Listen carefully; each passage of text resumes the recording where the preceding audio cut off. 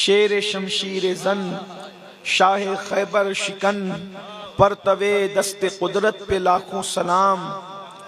असले नस्ले सफ़ा वजह वस्ले खुदा, असले नस्ले सफ़ा वजह वस्ले खुदा, बाबे फसले विलायत पे लाखों सलाम। और बहरे तस्लीम अली मैदान में, बहरे तस्लीम अली मैदान में सर झुके रहते हैं तलवारों के। सिद्क़ अदलो करमो हिम्मत में चार सू शोहरे हैं इन चारों के। तन मन धन तेरे कदम पर वारे, क्या नसीबे हैं तेरे यारों के, क्या नसीबे हैं तेरे यारों के। और कैसे आकाओं का बंदा हूँ रजा, बोल बाले मेरी सरकारों के। मंजर फजाए दहर में सारा अली का है, मंजर फजाए दहर में सारा अली का है। अगर आप जिक्र महफिल मौला अली में मौजूद हैं तो फिर बुलबुल मुस्तजाब बड़ी मेहनत कर रहे थे, मगर आप पर सर्दी का असर था। और मौला अली को सुनना है तो ऐसे ठंडे ठंडे नहीं सुना जा सकता। और अगर ठंडे ठंडे सुनना है तो फिर इस्लाह माशरा सुनिए और महफिल ख़त्म कीजिए। जिक्र हो तो फिर जिक्र के साथ हो, जिक्र हो तो फिर हरारतों के साथ हो, जिक्र हो तो फिर इश्क के साथ हो, कि दूर से कोई गुजरे तो पता चले कि वाकई किसी महबूब का जिक्र हो रहा है और आशिक बैठे हुए हैं। शमा का जिक्र हो रहा है और परवाने मंडला रहे हैं। किसी गुल का जिक्र हो रहा है और तितलियां अपना बागपन दिखा रही है। अरे अली का जिक्र तो वो जिक्र है कि मुर्दे भी बोल पड़ते हैं। मंजर फजाए दहर में सारा अली का है, मंजर फजाए दहर में सारा अली का है। जिस समत देखता हूँ नजारा अली का है, जिस समत देखता हूँ, जिस समत देखता हूँ। ईमान की नजर होना चाहिए बस। जिस समत देखता हूँ, चमगादड़ को सूरज नजर नहीं आता। जिस समत देखता हूँ, जिस समत देखता हूँ नजारा अली का है। जिस समत देखता हूँ नजारा अली का है। बगदाद भी देखता हूँ नजारा अली का है। अजमेर शरीफ भी देखता हूँ नजारा अली का है। कलियर भी देखता हूँ नजारा अली का है। कि चौचा भी देखता हूँ नजारा अली का है। महरेरा भी देखता हूँ नजारा अली का है। महरेरा भी देखता हूँ नजारा अली का है। देवा भी देखता हूँ नजारा अली का है। शाह आलम को देखता हूँ नजारा अली का है। कुतुब आलम को देखता हूँ नजारा अली का है। और जिस समत देखता हूँ नजारा, जिस समत देखता हूँ, जिस समत देखता हूँ नजारा अली का है। कुल का जमाल जुज़्व के चेहरे में है। हर दो मिसरे में नहीं कहूंगा कि बोलो सुभान अल्लाह। हाँ, कुल्ले ईमान का जिक्र हो, कुल्ले ईमान का जिक्र हो। बता दो लोगों को कि राफजी क्या बयान करेंगे अली और क्या सुनेंगे। जो सुन्नी बयान करता है न कोई बोल सकता है, और जैसा सुन्नी सुनता है न कोई सुन सकता है।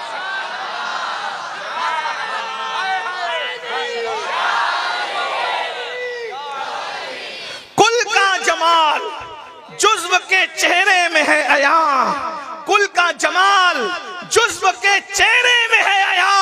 और घोड़े पे है हुसैन नजारा अली, घोड़े पे है हुसैन, घोड़े पे है हुसैन, और घोड़े पे है हुसैन नजारा अली का है। और मरहब तो नीम है सरे मक्तल पड़ा हुआ, मरहब जो नीम है, मरहब तो नीम है सरे मक्तल पड़ा हुआ। उठने का ये नहीं कि मारा, उठने का ये नहीं, उठने का ये नहीं कि मारा अली का है। और बहुत खूबसूरत सा पैगाम शराफत के साथ, क्यों दखल दे रहे हो, क्यों दखल दे रहे हो अकीदत के बाब में। भाई सबको अकीदत कहीं ना कहीं से होती है, लोग तो अपने शराबी बाप को भी काबा और किबला कहते हैं, और सैयदों का बाप तो कुल्ले ईमान है। क्यों दखल दे रहे हो, और क्यों दखल दे रहे हो अकीदत के बाब में? लोगो, ओ लोगो, लोगो, ये मामला तो हमारा अली का है। लोगो, लोगो, ये मामला तो, लोगो, ये मामला तो हमारा अली का है। मंजर फजाए दहर में सारा अली का है, जिस समत देखता हूँ नजारा अली का है। आज की खूबसूरत सी महफिल अहले मांडल ने, क्या नाम क्या है ये, हाँ, आज फातह खैबर, खातिमुल विलायत, असदुल्लाहिल गालिब, इमामुल मशारिक वल मगारिब, हल्लाल मुश्किलात वन नवाइब, अखी रसूल, अखी रसूल, अखी रसूल व ज़ौजिल बतूल, अबुल हसनैन, अबुल अइम्मा, इमामुल अइम्मा, सैयदुना व मौलाना इमाम अली इब्न अबू तालिब करमल्लाहु ताला वजहुल करीम की याद में इस महफिल को मुनक्किद किया। और ये हम अहले सुन्नत की शान है कि हम ही वो लोग हैं, सिर्फ हम ही, आसमान के नीचे जमीन के ऊपर हम ही वो लोग हैं कि हम जश्न सिद्दीक भी मनाते हैं और जश्न मौला अली भी मनाते हैं। सिर्फ हम वो लोग हैं। रूए जमीन पर ये शरफ सिर्फ अहले सुन्नत को नसीब है। हमने 22 जमादिल ऊला को, 22 जमादिल उखरा को सरकार अफजलुल बशर बादल अंबिया बि तहकीक सिद्दीक अकबर का जश्न मनाया, और अब रजब की 13 से अब तक जश्न मौलाए कायनात मना रहे हैं।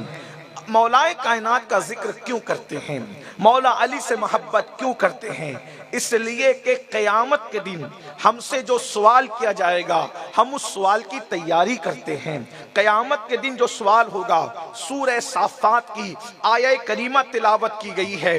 अहले इल्म जानते हैं, इमाम इब्न हजर मक्की, मुफ्ती आज़म मक्का रहमतुल्लाहि ताला अलैह, उन्होंने किताब लिखी सवाइकुल मुहरिका। उसके अंदर उन्होंने लिखा कि क़यामत का दिन होगा, उस दिन अल्लाह एक सवाल करेगा, और आयत करीमा कह रही है वक़िफ़ूहुम इन्नहुम मसऊलून, रोको इनको और इनसे पूछो। यानी कि आपने नमाज का जवाब दे दिया होगा, मैं समझाने के लिए तशरीह कर रहा हूँ। आपने नमाज का जवाब दे दिया होगा, आपने रोजे का जवाब दे दिया होगा, ए अल्लाह मैं नमाजी था, मैं रोजेदार था, मैंने दाढ़ी रखी थी, मैंने उम्रे किए थे, मैंने हज किया था, अम्मा अब्बा के हक भी अदा किए थे, बच्चों के हक भी अदा किए थे, बीवी के हक भी अदा किए थे, कुरान भी पढ़ा था, कुरान पे अमल भी किया था, हदीस भी पढ़ी थी, हदीस पे अमल भी किया था। जब सब जवाब दे दोगे, अब जन्नत में जाने का वक्त आएगा। उस वक्त निदा आएगी क़िफ़ूहुम, रोको, रोको इनको। अभी सब जवाब देने के बाद अब फिर रोका जाएगा। यानी अब ये क़यामत के दिन आखिरी सवाल है। ये सवाल आखिरी, वक़िफ़ूहुम। देखिए कुरान की एक एक आयत की 70 हज़ार तफासिर है। मुफ्ती आज़म मक्का ने जो इसकी तफसीर लिखी है बुजुर्गों के हवाले से, वो मैं आपके सामने कौल पेश कर रहा हूँ, जरा गौर करना। जब सब सवाल का जवाब दे दोगे, निदा आएगी क़िफ़ूहुम, रोको, रोको इनको, रोको, इन्नहुम मसऊलून, इनसे सवाल करो। अब कौन सा सवाल होगा? नमाज का सवाल तो हो चुका, रोजे का सवाल तो हो चुका, हज और ज़कात का सवाल तो हो चुका, अमाल का सवाल तो हो चुका। इब्ने हजर लिख रहे हैं सवाइकुल मुहरिका के अंदर कि अब जो सवाल होगा ये पूछा जाएगा, क्या अली से और औलाद अली से मोहब्बत करते थे? अली से और औलाद अली से मोहब्बत करते थे। अब यहां हाँ होगा तो जन्नत का बाब वाह होगा। अब यहां हाँ होगा तो जन्नत का बाब वाह होगा, और अगर यहां हाँ नहीं होगा तो फिर जहन्नम का बाब वाह होगा। अब आप पर है मोहब्बत करके या तो जन्नती हो जाओ और या तो चेहरे उतार कर जहन्नम की तरफ चले जाओ। मेरे भाई याद रखना, आप सोचते होंगे एक तबका है जो जिक्र मौला अली से रोकता है, वो अहले सुन्नत में कोई नहीं है। अल्हम्दुलिल्लाह हम अहले सुन्नत में कोई जिक्र अली से नहीं रोकता, क्योंकि हमारे इमाम अहले सुन्नत तो ये बता रहे हैं, और सारे हमारे इमामों ने, बुजुर्गों ने ये बताया किस किस इमाम का नाम पढ़ूं। लेकिन 15वीं सदी चल रही है, 14वीं सदी के मेरे मुजद्दिद इमाम अहले सुन्नत कहते हैं, ए अजीज अली का फैज सूफिया के दिल से पूछ, बे उनके वास्ते से किसी को विलायत नहीं मिलती। जब तक अली अली नहीं करता तब तक वली वली नहीं बनता।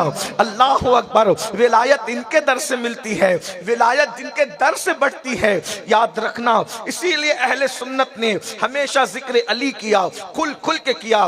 बस हम जिक्र अली इतना करते हैं जितना नबी ने हमें हुक्म दिया, ना उससे कम करना सुन्नियत है। नबी ने जो मर्तबा दिया ना उससे कम करना सुन्नियत है, ना उससे ज्यादा करना सुन्नियत है। हमारी सुन्नियत यही है, नबी ने जो कह दिया हम अली को वही मानते हैं। हम नुसैरियों की तरह खुदा नहीं मानते, हम तफजीलियों की तरह अंबिया से अफजल नहीं मानते। हम तो अली को इतना मानते हैं, मन कुन तो मौला हो फहाजा अली तुन मौला। मैं जिस जिस का मौला हूँ, मैं जिस जिस का महबूब हूँ, अली उस का महबूब है। थोड़ी आपकी तवज्जो चाहता हूँ, जिक्र अली पर असल में पाबंदी लगाई गई किन की तरफ से? जिक्र अली पर पाबंदी लगाई गई हुकूमतों की तरफ से, जिक्र अली पर पाबंदी लगाई गई मुशरिकों की तरफ से, जिक्र अली पे पाबंदी लगाई गई यहूदियों की तरफ से। ये एक साजिश थी यहूद की, मजूस की, मुशरिकों की, कि अली का जिक्र न होने दिया जाए। उसकी वजह यह है, मेरे भाइयों ध्यान से सुनना, तवज्जो से सुनना, मेरे आका अलैहिस्सलात व तस्लीम के गुलामों, मेरे अजीजों जरा तवज्जो करना। अपने बच्चों को ये अहले सुन्नत का सच्चा मसलक पिलाना कि सहाबा की मोहब्बत, अहले बैत की मोहब्बत, ये घुट्टी में पिला दो अपने बच्चों को, ताकि हमारे बच्चे इल्हाद और बेदीनी से महफूज रह सकें। आखिर क्यों अली से नफरत थी? वजह ये थी कि जब मुशरिकीन सामने आए तो 70 पहली जंग में कत्ल हुए, अकेले 35 को मौला अली ने कत्ल किया, अकेले 35 को मौला अली ने कत्ल किया। अंदाजा फरमाएं, जरा गौर फरमाएं, तो मुशरिकीन की औरतों ने कहा सबको माफ करेंगे मगर अली को माफ नहीं करेंगे, इसलिए कि अली ने किसी का सुहाग उजाड़ा था, अली ने किसी की गोद उजाड़ी थी, अली ने किसी के भाई को जहन्नम में पहुंचाया था, अली ने किसी के बेटे को जहन्नम में पहुंचाया था, अली ने किसी के बाप को जहन्नम में पहुंचाया था। याद रखना, मौला अली की जो जुल्फिकार थी वो 2 धारी तलवार थी, कल भी 2 धार से काम कर रही थी, आज भी 2 धार से काम कर रही है। अल्लाह अकबर। कल दोनों तरफ से काटती थी, आज भी काट रही है, नासबियत को भी काट रही है, राफजियत को भी काट रही है। जुल्फिकार हैदरी का ये कमाल है। अल्लाह अकबर। तो याद रखना, मुशरिकीन की औरतों ने तो कहा सबको माफ कर देंगे, अली को माफ नहीं करेंगे। बद्र में ये हुआ, उहद में ये हुआ। जब जब ये जंग से वापस जाते तो कहते अब्बा को किसने मारा? अली ने। दादा को किसने मारा? अली ने। बेटे को किसने मारा? अली ने।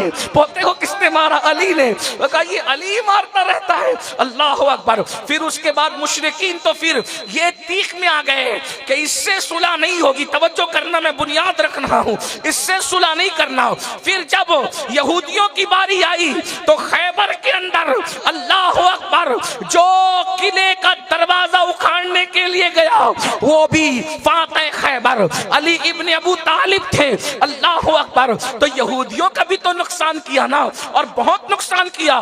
तो यहूदियों ने भी कहा सबसे सुलह कर लेंगे, अली से नहीं करेंगे। तो नबी जानते थे इस बात को, इसीलिए रसूलुल्लाह ने ये फरमाया, क्योंकि मुशरिकीन भी सुलह अली से नहीं करना चाहते और यहूद भी सुलह अली से करना नहीं चाहते। तो मेरे आका ने फरमाया मोमिन वही होगा जो अली से मोहब्बत करेगा, और जो अली से मोहब्बत न करे वो कभी मोमिन नहीं हो सकता।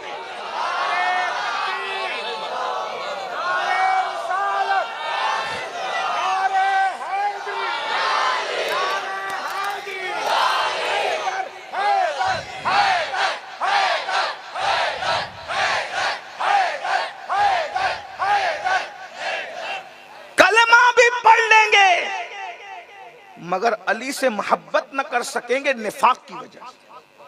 तो रसूलुल्लाह ने मेयार करार दिया, हदीस है, ये है मौला अली। तो मौला अली को अल्हम्दुलिल्लाह कभी अहले सुन्नत ने नहीं रोका, मौला अली को यहूदियों ने रोका, मुशरिकीन ने रोका, दहशतगर्द हुकूमत। अब हुकूमतों को क्या प्रॉब्लम है, दहशतगर्द हुकूमतें ये चाहती, आजकल की हुकूमतें ये चाहती है कि कोई बहादुर पैदा ना हो मुसलमानों में, कोई मुसलमानों में बहादुर पैदा ना हो। तो बहादुर ना पैदा हो तो उसके लिए जिक्र अली को क्यों रोका गया? वजह यह है कि जब नचनियों का जिक्र होगा तो नचनियों के फॉलोअर होंगे, गवैयों का जिक्र होगा तो गवैयों के फॉलोअर होंगे, चोरों का जिक्र होगा तो चोरों के फॉलोअर होंगे, इसी तरीके से शराबियों का जिक्र होगा तो शराबियों के फॉलोअर होंगे, और बहादुरों का जिक्र होगा तो बहादुरों के फॉलोअर होंगे। तो अली कितना बहादुर है, रसूलुल्लाह ने फरमाया ला फता इल्ला अली ला सैफा इल्ला जुल्फिकार, अली की तरह कोई जवान नहीं है और जुल्फिकार की तरह कोई तलवार नहीं है। तो मौला अली बहुत बहादुर थे, तो कहा बहादुरों का जिक्र होने मत दो ताकि मुसलमानों की नस्ल में बहादुर पैदा ना हो। मैं आप पढ़ते जाइए, जो भी बहादुर पैदा हुआ है वो अली वालों की नस्ल में पैदा हुआ है। आप मुझसे कहेंगे जिसने मैं पढ़ता जा रहा हूँ, जिसने मैं मौला अली को पढ़ता जा रहा हूँ, लेकिन सर्दी का असर होगा तो मैं फिर इस्लाही बयान की तरफ आ जाऊंगा। मैं मौलाना ने कहा कि मैं नजराने के लिए नहीं आता, मैं न नजराने के लिए आता हूँ न नजर आने के लिए आता हूँ, दोनों मेरा मकसद नहीं है। मैं तो जिक्र मौला के लिए आया हूं। अगर आपकी तवज्जो रही तो बात करूंगा, लेकिन बात है, तवज्जो फरमाएं। आप किसी बहादुर का नाम लें, मैं बताऊंगा कि किस तरीके से मौला अली से जुड़ा हुआ है। अब आइए, जिसने अल्लाह अकबर सबसे पहले हिंदुस्तान की सरजमीन पर अंग्रेजों के खिलाफ जिहाद का फतवा दिया, उस हस्ती को दुनिया अल्लामा फजल खैराबादी के नाम से जानती।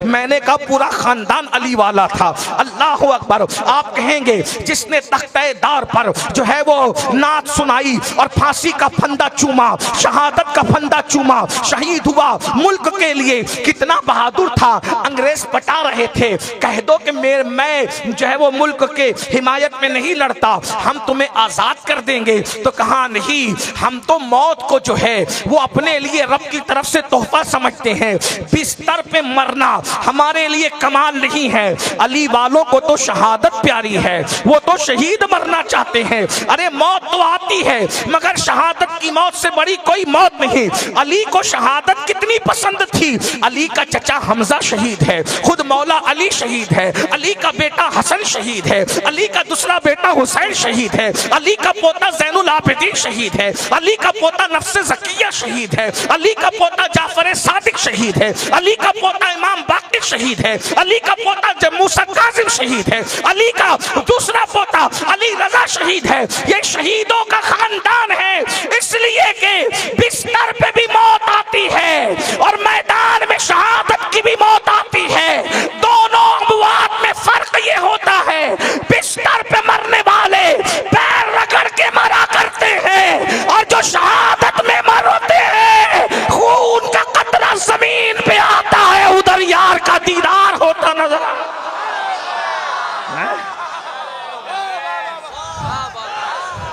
जब से तुमने अली से मोहब्बत करना कम कर दिया, तुम बुज़दिल हो गए, अपने साए से डरने लगे। मैं पढ़ता जा रहा हूँ, कहा कि हम तो शहीद होना चाहते हैं, और फिर कहा कोई गुल, हमें कहते हो हम ना रहेंगे, हमें कहते हो हम ना रहेंगे, सुनो तुम भी नहीं रहोगे, फांसी देने वालों तुम भी नहीं रहोगे। क्या इशारा दिया था, कोई गुल बाकी रहेगा ना चमन रह जाएगा, पर रसूलुल्लाह का दीने हसन रह जाएगा। अतलसो कम खाब की पोशाक पे नाजा न हो, इस तने बेजान पे खाकी कफन रह जाएगा। हम सफीरों बाग में हैं, कोई दम का चहचहा, बुलबुलें उड़ जाएगी, सूना चमन रह जाएगा। जो पड़ेगा साहिबे लौलाक के ऊपर दरूद, जो पड़ेगा साहिबे लौलाक के ऊपर दरूद, आँख से महफूज उसका तन बदन रह जाएगा। अंग्रेज गुंडों की तरफ इशारा करके कहा था, नामे शाहाने जहां, नामे शाहाने जहां मिट जाएंगे, लेकिन यहाँ हश्र तक नामो निशाने पंजतन रह जाएगा, हश्र तक नामो निशाने पंजतन रह जाएगा। सब फना हो जाएंगे, सब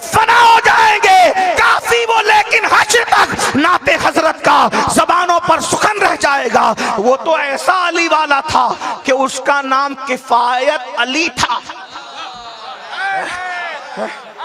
पूरा खानदान, अरे हुसैनी सैयद था जिसे दुनिया शहीद मिल्लत किफायत अली का। सदरुद्दीन आजुर्दा कौन? पूरा खानदान अली वाला है, पूरा खानदान अली। लोग गालिब गालिब कहते हैं, गालिब हमेशा गालिब क्यों रहा? उसके माँ बाप ने मौला अली के नाम पे रखा था असदुल्लाह गालिब। जिसका नाम अली के नाम पे रख दो वो मगलूब नहीं होता। अली ने कब मगलूब होना था? शायर बना तो गालिब रहा। मैं कोई गालिब का कसीदा पढ़ने नहीं आया, लेकिन बता रहा हूं। फिर उसके बाद आप कहें टीपू सुल्तान, मैंने कहा माँ का नाम जहरा, बाप का नाम हैदर अली, बेटे का नाम फतेह अली। जितने बहादुर देखो, ये सलाहुद्दीन अय्यूबी कौन है? पूरा खानदान अली वाला। सलाहुद्दीन अय्यूबी कौन है? पूरा खानदान अली वाला। तो आप जिस बहादुर को, और एक बात कह दूं यार, जिसने मसलक के मामले में बद मजहबों को कलम के खंजर से कयामत तक के लिए ज़बा करके रख दिया, उस बहादुर को भी अहमद रजा कहते हैं। वो भी पूरा खानदान अली वाला। तो जो फरमाए, तो जब तक खानदान में मोहब्बत अली रहेगी, बच्चे बहादुर पैदा होंगे, बुज़दिल नहीं होंगे। लेकिन फिर कह दूं मोहब्बत अली का मतलब ये नहीं कि अपनी मर्जी का अली मानो ना, नबी का दिया हुआ अली मानो।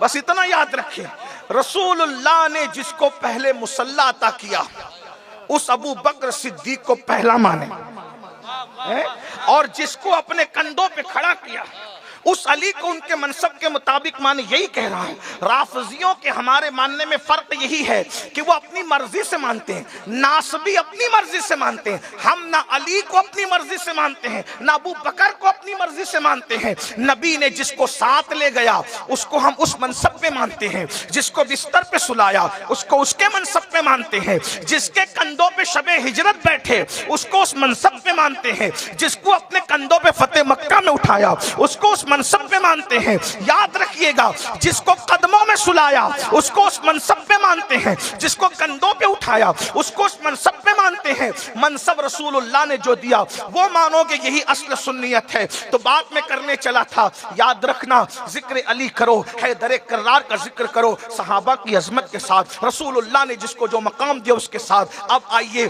थोड़ा जिक्र अली कर लेते हैं, मौला का जिक्र कर लेते हैं। अल्लाह अकबर। कभी दीवार हिलती है, कभी दर कांप जाता है, अली का नाम सुनकर अब भी खैबर कांप जाता है। अब मैं जल्दी जल्दी से सीरत मौला अली पढ़ने लगा हूँ, ध्यान से सुनना। मौला मुश्किल कुशा करमल्लाहु ताला वजहुल करीम जो है रसूलुल्लाह के सगे चचा के घर पैदा हुए, और पैदाइश का वाकया यूं है, अब ध्यान से सुनना। असल में रसूलुल्लाह के चचा जो हैं हजरत अबू तालिब जो हैं एक सफर पर यमन गए हुए थे, और यमन जब गए हुए थे तो वहां आपकी आपने चाहा कि मैं किसी जो है वो मजहबी आदमी से मुलाकात करूं, मैं किसी मजहबी आदमी से मुलाकात करूं। उससे मिलने के लिए जब आप पहुंचे तो वहां देखा कि वो एक राहिब था, उसका नाम मुशरिम बताया जाता है, मुशरिम उसका नाम था।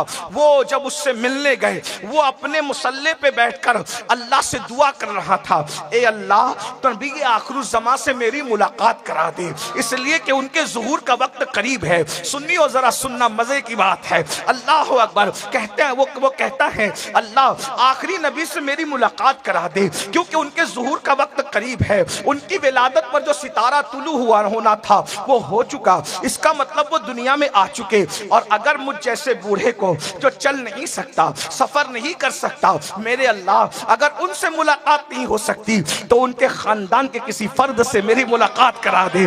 बस ये दुआ करना था कि ऐसे में रसूलुल्लाह के चचा उसकी खानकाह में कदम रखते हैं। जब वो रसूलुल्लाह के चचा को दिखता है तो देखकर कहता है आप कौन है, आपका नाम क्या है? आप कहते हैं मेरा नाम जो है वो अबू तालिब है। कहा ये तेरा नाम अबू तालिब नहीं हो सकता, ये तेरी कुनियत होगी, नाम तेरा कुछ और होगा। वो कहा मेरा नाम जो है वो इमरान या अब्दे मुनाफ, जो भी बहरहाल नाम बताया। कहा अच्छा वो कबीला कौन सा है? कहा मैं कुरैश से हूँ। हाँ, और फिर तुम्हारा दादा? कहा मैं बनु हाशिम से हूँ। अच्छा तुम बनु बनु हाशिम से हो। अरे बनु हाशिम में तो आखिरी नबी की विलादत होने वाली है और वो सितारा तुलू हो चुका है और वो पैदा हो चुका है। क्या तेरे घर में कोई ऐसा है उसका नाम मोहम्मद है? कहा हाँ वो मेरा बेटा है। कहा ना वो तेरा बेटा नहीं हो सकता। अल्लाह अकबर। चूंकि भतीजे को भी चूंकि परवरिश हुजूर उनके घर में पाए थे, तो कहा वो मेरा बेटा है। कहा ना वो तेरा बेटा नहीं हो सकता।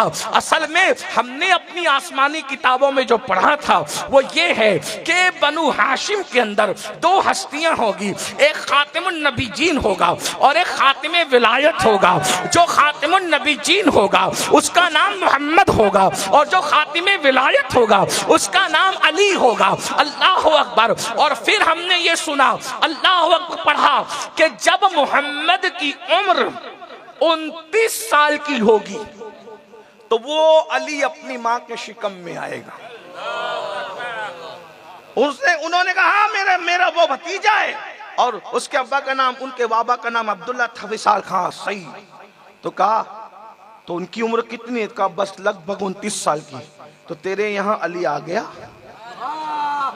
अभी नहीं आया, ना आया ना कभी कोई आसार नजर आते हैं। और कहा जब उनकी उम्र 29 साल की होगी तो आमद के आसार होंगे और 30 साल के हो जाएंगे तो नबी के चचा के घर अली आएगा। अली आएगा, मुबारक हो तेरे घर अली आएगा। उन्होंने कहा तू सच बोलता है, इस पर मैं यकीन कैसे कर लूं?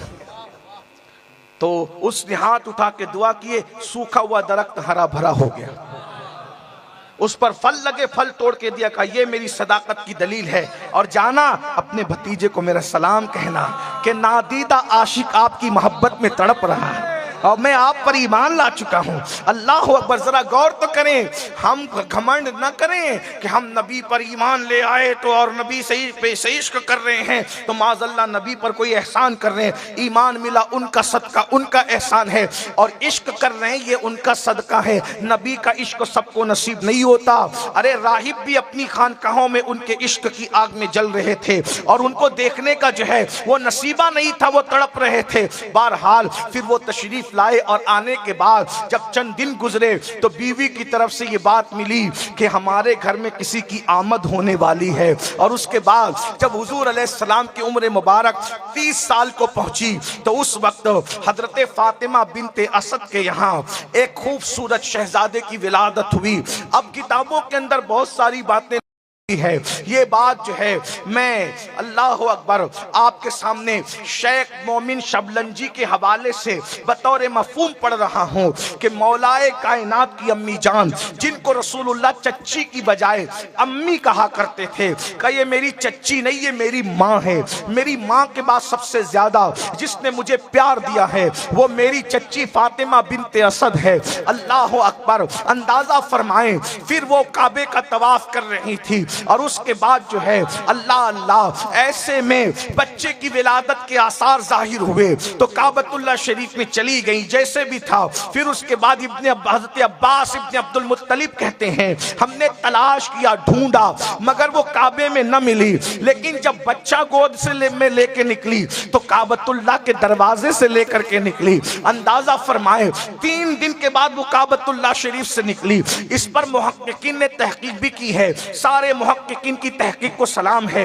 लेकिन मैं जहां से कह रहा हूं, अल्लाह अकबर, थोड़ा सा चंद हवाले नोट कर लें, उसके बाद मैं आगे बढ़ूंगा। मैं अपनी तरफ से नहीं कह रहा हूं, मैं यही कहता हूं जितना बुजुर्गों ने कहा उतना ही कहने का पाबंद हूं, ना कम कहूंगा ना ज्यादा कहूंगा। अल्लाह अकबर। अब हवाले नोट करते जाएं। शाह वलीउल्लाह मुहद्दिस दहलवी रहमतुल्लाहि ताला अलैह जो मुजद्दिद और मुजद्दिद का बाबा है, शाह वलीउल्लाह अपनी किताब इजालतुल खिफा में लिखते हैं अली काबे में पैदा हुए। शाह अब्दुल हक मुहद्दिस दहलवी मुहक्किक अल इत्लाक मदारिजुन नबुवा में लिखते हैं अली काबतुल्लाह के अंदर पैदा हुए। शवाहिदुन नबुवा में अल्लामा अब्दुल रहमान जामी लिखते हैं अली काबे के अंदर पैदा हुए। हजरत मखदूम अशरफ, मेरे और तुम्हारे मुर्शिद हजरत मखदूम अशरफ तारिकुस सल्तनत मखदूम अशरफ जहांगीर सिमनानी फरमाते हैं, जिसको मौलाना निजामुद्दीन यमनी आपके खलीफा लताइफ अशरफी में लिखते हैं अली काबतुल्लाह के अंदर पैदा हुए। अल्लामा जो है वो मोहम्मद गुलाम अली आज़ाद रहमतुल्लाहि ताला, मोहम्मद गुलाम बिलगिरामी रहमतुल्लाहि ताला अलैह अपनी किताब जो है वो नज़्मुल अली के अंदर लिखते हैं, अली काबतुल्लाह में पैदा हुए। अल्लामा शेख मोमिन शबलंजी रहमतुल्लाह अलैह अपनी किताब नूरुल अब्सार में लिखते हैं, अली काबतुल्लाह के अंदर पैदा हुए। इमाम हाकिम अपनी मुस्तदरक में लिखते हैं, अली काबतुल्लाह के अंदर पैदा हुए। इसी तरीके से जो है महरैरा मुतहरा से जो अल्लाहु अकबर एक रिसाला निकलता है मुजल्ला अहले सुन्नत की आवाज, उसमें भी ये बात मौजूद है। इसी तरीके से कसीर बुजुर्गों ने लिखा कि मौला का मौलाए कायनात काबतुल्लाह के अंदर पैदा हुए। लेकिन तहकीक का हक सबको है जिसने जो भी कॉल किया है, मगर हम इश्क के बंदे हैं। बस इतनी सी बात है मेरे भाइयों, सब लोगों का अपना अपना ज़ौक़ है। मखदूम अशरफ का हवाला आने के बाद मैं मखदूम पाक को मान रहा हूँ और फिर उनकी क्यों न मानूं। बहरहाल तो ये बात है। अल्लाह अकबर, इतने बुजुर्गों का हवाला मैंने आपके सामने वो भी अभी चलते चलते जहन में आ गया, तो वरना बेफज़लिही ताला 50 से ज़ायद कुतुब के हवाले जात मौजूद है। अली काबतुल्लाह में पैदा हुए। वैसे मैं कादरी होने की निस्बत से मेरे लिए बहुत बड़ी बात नहीं है अली का काबे में पैदा होना, क्योंकि अली के 11वें नंबर का जो बेटा है उसकी शान ये है, सारे अक्ताबे जहां करते हैं काबे का तवाफ, काबा करता है तवाफे दरे वाला तेरा।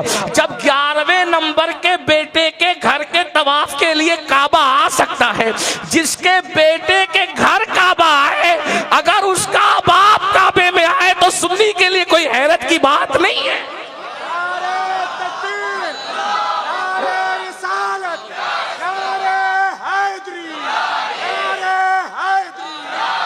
मगर फिर भी आपको लड़ना नहीं चाहिए। आपको जिसकी तहकीक पसंद है आप उसको कबूल करें, आंख बंद करके कबूल करें। बहरहाल तो वो काबतुल्लाह शरीफ से लेकर के निकली शहजादे को, लेकिन खुश नहीं थी, गमगीन। बच्चों की विलादत पर खुशी होती है, ये कैसी विलादत। अच्छा ये भी लिख दूं, ये भी पढ़ दूं। नूरुल अब्सार में अल्लामा शेख मोमिन शबलंजी रहमतुल्लाह अलैह लिखते हैं, जुमा का दिन था, 13 रजब थी। सुभान अल्लाह। 13 रजब के बाद जो चांद चमकता है वो 14वीं का होता है। उफ़क़े विलायत पर जो चांद चमक रहा था 12वीं वाले के नूर से, अब 13वीं का चांद गोद में आकर के 14वीं शब में चमकने वाला था। जुमा सैयदुल अय्याम, काबतुल्लाह रूए जमीन का सबसे अफजल तरीन मकाम, और अब जो शब आ रही है उसमें 14वीं रात का चांद बदरे कामिल की हैसियत से चमकने वाला है। जरा गौर फरमाए, ये इत्तिफाकात नहीं है, ये इंतिखाबात है। और कबीला कौन सा? सबसे सिलेक्टेड कबीला, जिसे बनु हाशिम कहते हैं। बनु हाशिम से बेहतर कोई कबीला दुनिया में है नहीं। कबीला हाशिम, बनु हाशिम। हुजूर फरमाते हैं अल्लाह ने सारे कबीलों में जिसको चुना वो कबीला है कौन सा? बनु हाशिम का। और बनु हाशिम में भी जिसको चुना वो अब्दुल मुत्तलिब, अब्दुल मुत्तलिब। नूरे मुस्तफा आकर जहां पेशानी के अंदर ठहर गया तो अबरहा जैसे गुंडे का हाथी भी हजरत अब्दुल मुत्तलिब को सजदा करने पर मजबूर हो गया। एक दादा के 2 पोते। इसीलिए मेरे आका ने फरमाया तुम सब अलग अलग अलग अलग अलग अलग दरख्तों की अलग अलग टहनी हो, मैं और अली एक दरख्त की 2 टहनियों का नाम है। अलग अलग दरख्त की अलग अलग टहनियों से मैं और अली एक दरख्त की 2 टहनियों का नाम है। जिसे दरख्त कहते हैं उसे अब्दुल मुत्तलिब है, और जो 2 टहनियां हैं एक मुहम्मदुर रसूलुल्लाह है, एक मौला अली है। नारे तकबीर, नारे रिसालत, नारे हैदरी। अंदाजा फरमाएं। और एक बात बता दूं, चूंकि हजरत अब्दुल मुत्तलिब को 10 से ज्यादा बेटे थे और बीवियां अलग अलग थी, लेकिन मौला अली के रसूलुल्लाह का दादा भी एक है और दादी भी एक है। यहां दादा भी एक है और दादी भी एक है। सुभान अल्लाह, क्या शान है। और गोद में लेकर फातिमा बिन्त असद आ रही है, लेकिन खुश नहीं है, खुश नहीं है। बेटा बड़ा खूबसूरत है, आंखें खोलता नहीं, इसलिए कि बेटा खूबसूरत है, आंखें नहीं खोलता। जो बच्चा ना रोए मुर्दा होने का गुमान होता है, जो बच्चा ना रोए मुर्दा होने का गुमान होता है, और जो बच्चा आंखें ना खोले अंधा होने का गुमान होता है। लेकिन बच्चा तो बड़ा खूबसूरत है मगर आंख खोलता नहीं। माँ परेशान, बाप की गोद में दिया, बाबा परेशान। इसी परेशानी में 3 दिन निकल गए। रसूलुल्लाह रोज आते थे घर, 3 दिन आए नहीं।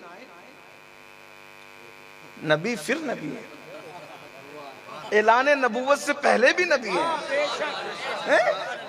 इसलिए कि हुजूर फिर हुजूर हैं। लोग कहते हैं ऐलान नबूवत से पहले ये थे, मैंने कहा क्या थे। हुजूर खुद फरमाते हैं ऐलान नबूवत से पहले जो पत्थर मुझ पे दुरूद और सलाम पढ़ता था मैं उसको अभी भी पहचानता हूं। हाँ, क्या बातें करते हो, तुम्हें क्या पता नबूवत क्या है। तुम नबूवत को नहीं समझे, उलूहियत को समझाने बैठ गए। पागलो, तुम्हें तो ये करना चाहिए ना, पहले नबूवत समझाओ, उलूहियत खुद ब खुद समझ में आ जाएगी। क्योंकि जब ये कहोगे कि नबी पत्थरों से दुरूद वसूल कर रहे थे, तो जब महबूब का अब्दुहू की शान ये है कि वो पत्थरों से दुरूद वसूल करता है, जब अब्दुहू की ये शान है तो वादहू की शान का आलम क्या होगा। जब अब्दुहू इशारे से चांद के टुकड़े करता है तो वादहू की शान का आलम क्या होगा। जब अब्दुहू सूरज को पलटा लेता है तो वादहू की शान का आलम क्या होगा। जब अब्दुहू जाबिर के बच्चों को जिंदा करता है तो वादहू का आलम क्या होगा। जब अब्दुहू की मुट्ठी में निजाम कायनात है, जिसने अब्दुहू को पैदा किया है, उस वादहू ला शरीक की शान कुदरत का आलम। नबूवत समझ में नहीं आई बच्चू तुम्हें अभी तक, और तुम खुदा समझाने बैठे। ये तुम्हारा सब्जेक्ट ही नहीं है, ये सब्जेक्ट तो अली वालों, गौसे आजम वालों, गरीब नवाज वालों। बेटा तुम अपने बच्चों को नहीं सुधार सके, ये तौहीद समझाने का उन्वान उनका है जिसने 90 लाख को ईमान की दौलत अदा की। आपको मरूब होने की जरूरत नहीं है, आप बहुत जल्दी मरूब हो जाते हैं। हमारे यहाँ कोई नहीं है। मैंने कहा हमारे यहाँ जो तौहीद समझाई गई, हाँ, इन्हें तो अभी तक यही नहीं पता है कि अर्श पे उस्तवा किसको कहते हैं। वो समझाएंगे खुदा को, वो समझाएंगे। मैं किसी को कोई टिप्पणी करने नहीं बैठा, लेकिन मरूब नहीं होना। और तुम्हारे आकायाने नेमत थे जिन्होंने 90 लाख के ताके दिल के अंदर तौहीद का चिराग जलाया है। बातें करते हो ओए हमारे यहाँ। मैंने कहा सब हमारे यही है, आपको कोई खबर है। इसलिए बहुत होशियार बनने की जरूरत नहीं है। अल्हम्दुलिल्लाह तौहीद तो है। एक बात याद आ गई, तौहीद समझाई मेरे इमामुल अइम्मा इमाम जाफर सादिक ने। क्या समझाई? अरे जिसको अपना पागल बनाया उसने समझाई यार। चले इमाम जाफर को अभी जिक्र इमाम जाफर की वजह, पहले गुलाम का जिक्र कर दूं, गुलाम का कर दूं यार। गुलाम का कर दूंगा तो आका समझ में आ जाएगा। सुनना चाहते हैं? एक को खप तो सवार था, बोले खुदा नहीं है, अगर है तो दिखाओ और लाओ जाफर सादिक को कि वो दिखाए खुदा किधर है। क्योंकि नबी का बेटा ही दिखा सकेगा, क्योंकि देखा तो नबी ने है, नबी के सिवा किसी ने देखा नहीं। किसको देखा ये मूसा से पूछे कोई, आंख वाले की हिम्मत पे लाखों सलाम। मेरे इमाम कहते वही है अव्वल, वही है आखिर, वही है जाहिर, वही है बातिन, उसी के जलवे, उसी से मिलने, उसी से उसकी तरफ गए थे। लाओ जाफर सादिक को लाओ। और जाफर सादिक कौन? इमाम आजम जैसा करोड़ों हनफियों का इमाम, जिसकी जूतियां सीधी करता है उसे इमाम जाफर सादिक कहते हैं। सिर्फ कुंडे में इमाम जाफर को कैद करने वालों, इमाम जाफर बहुत बड़ी हस्ती का नाम है। सितारों के आगे जहां और भी है, अभी इश्क के इम्तिहान और भी है। जरा तवज्जो तो फरमाएं, जिसकी जूतियां इमाम आजम सीधी करे। भाई मस्जिद का इमाम जल्दी किसी की जूती सीधी नहीं करता जो इमामों का इमाम हो। और कौन इमामों का? गरीब नवाज जैसे इमामों का इमाम का जो इमाम हो, महबूब इलाही का जो इमाम हो, दाता अली हुजवेरी का जो इमाम हो, सरकार कुतुबुद्दीन बख्तियार काकी का जो इमाम हो, साबिर कलियर का जो इमाम हो, ये सब हनफी मुक़ल्लिद है जिनके मैंने नाम लिए। जब मुक्तदी ऐसे हैं तो मुक्तदा इमाम आजम की शान का आलम क्या होगा?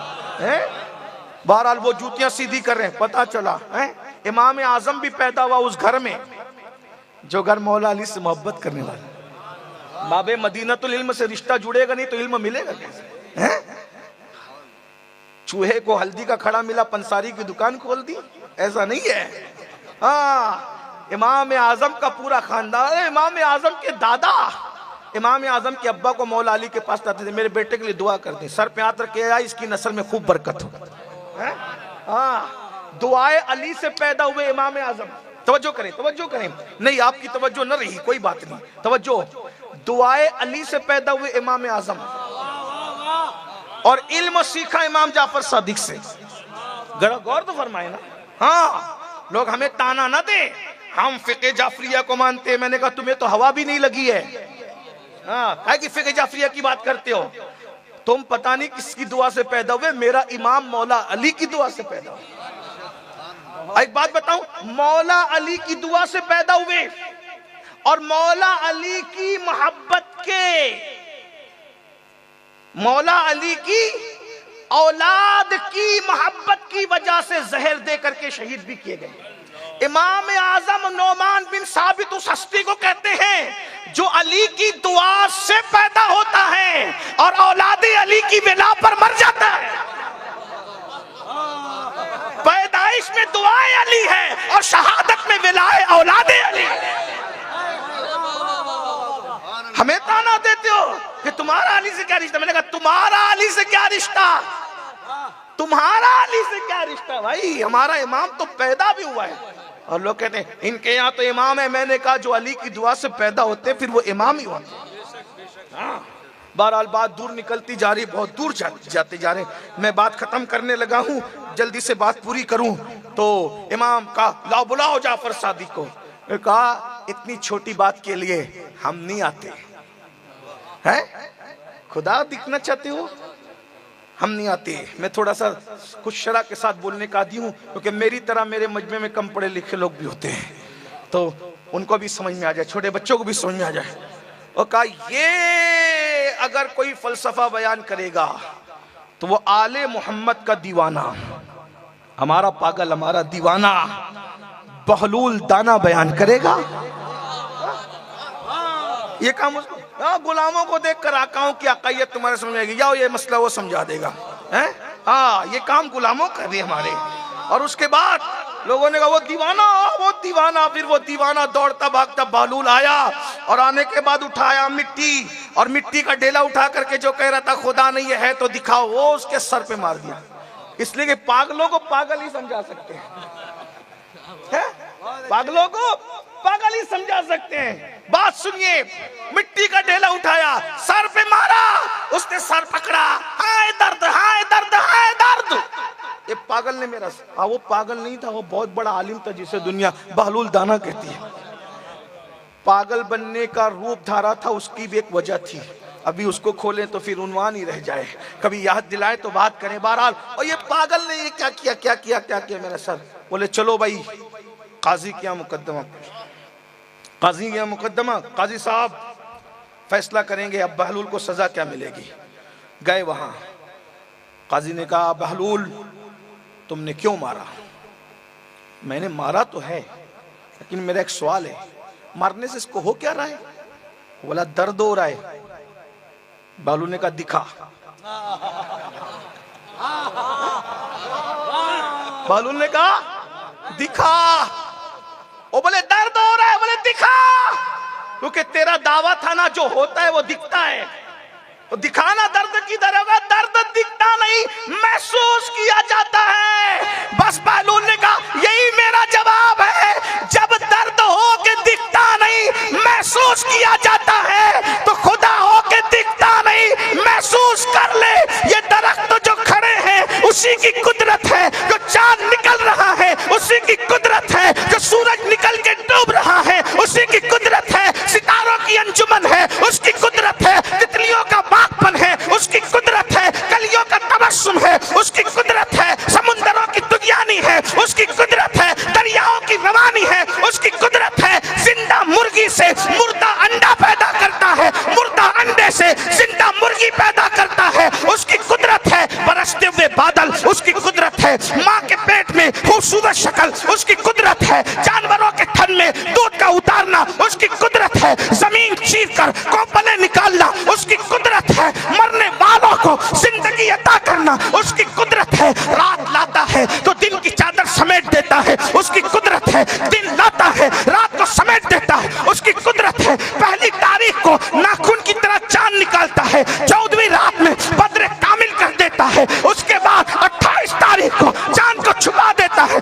उसकी कुदरत है, रोजाना मशरिक से सूरज निकालता है उसकी कुदरत है, मगरिब में डुबा देता है उसकी कुदरत है, शफक का जमाल उसकी कुदरत है, उफक की सुर्खी उसका कुदरत है, अल्लाह अकबर, ये आसमान इतना बड़ा उसकी कुदरत है, जमीन का बिछोना उसकी कुदरत है, मौसम लाता है गर्मी लाता है, सर्दी कहाँ जाती है उसकी कुदरत है, सर्दी लाता है, बरसात कहाँ जाती है उसकी कुदरत है, जिंदे से मुर्दा पैदा करता है, अबू जहल से इकरमा जैसे मोमिन को पैदा करता है उसकी कुदरत है, अबू लहब से मोमिना बेटी पैदा करता है उसकी कुदरत है, नूह जैसे नेक से किनान जैसा काफिर पैदा करता है उसकी कुदरत है, रूह निकालता है उसकी कुदरत है, रूह डालता है उसकी कुदरत है, पत्थरों की आंखों से आंसू निकालता है उसकी कुदरत है, दरियाओं के अंदर कश्तियां चलती है उसकी कुदरत है, सीप के पेट में सच्चा मोती पैदा करता है उसकी कुदरत है, भीख मांगने वालों को बादशाह बनाता है उसकी कुदरत है, बादशाहों को भीख मांगने पे मजबूर करता है उसकी कुदरत है, आग लाने वालों को नबुव्वत अता करता है उसकी कुदरत है, बकरियों के संभालने वालों को मकाम ताज अता करता है उसकी कुदरत है। अरे बता, जिसने मोहम्मदुर रसूलुल्लाह जैसे को पैदा किया है, खुदा के इज्जत की कसम, जब बंदे को देखो इस शान का मालिक है, तो जब बंदे का ये मकाम है तो खुदा को महसूस न कर। अल्लाह अकबर, अगर दिल की आंख से देख तो हर जगह यार का जलवा मौजूद है, महसूस